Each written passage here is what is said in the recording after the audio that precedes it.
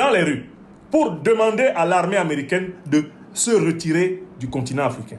Toutes les bases militaires américaines sur le continent africain doivent faire l'objet d'un appel populaire et massif à quitter notre sol. Tout pays africain qui héberge une base militaire américaine doit être le lieu de mobilisation citoyenne populaire pour demander aux troupes américaines de rentrer aux États-Unis. Il faut déloger de toute urgence toutes les troupes américaines du sol africain. Ça, c'est la première précaution. Et ça, c'est la responsabilité des peuples. C'est la mobilisation des peuples qui va forcer les gouvernements à relayer la demande des peuples de ne plus voir une seule base américaine ouverte. C'est une urgence et ça, c'est la responsabilité populaire.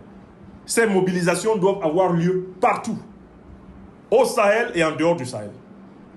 C'est la responsabilité des sociétés civiles d'appeler les peuples à demander le démantèlement de toutes les bases militaires américaines du sol africain. Il n'y a pas de base militaire africaine aux États-Unis. Il ne doit pas y avoir de base militaire américaine en Afrique. It is the responsibility of all African civilian people to call for the closure of the end of all the American military bases in Africa. They must be closed, and all American soldiers being on the African soil must go back to their country. This is an emergency. This is a very urgent situation for Africa. If we don't do that, we will have a lot of regret in the coming days. L'autre chose qu'il faut bien voir, c'est qu'il faut renforcer le dispositif de défense du territoire africain avec les alliances du monde multipolaire. Il est temps de renforcer sérieusement la défense de tous les pays panafricanistes.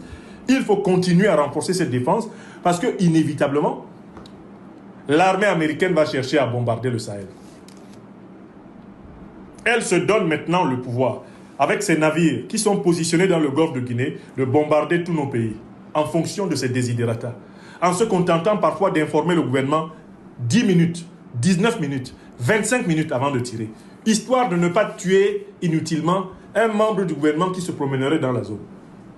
Donald Trump s'octroie le droit de placer des bateaux de guerre dans les côtes africaines et de choisir, selon ses desiderata, l'endroit où il envoie ses bombes.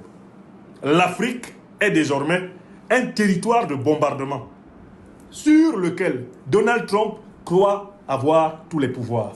Il faut les lui enlever de toute urgence. Pour les lui enlever, il faut que les missiles qu'il tire sur l'Afrique soient détruits et il faut que les navires qui tirent sur l'Afrique soient détruits. L'armée française n'est pas montée en première ligne parce qu'elle n'est pas capable de tenir une guerre de haute intensité contre le Sahel. Elle n'en a pas la capacité.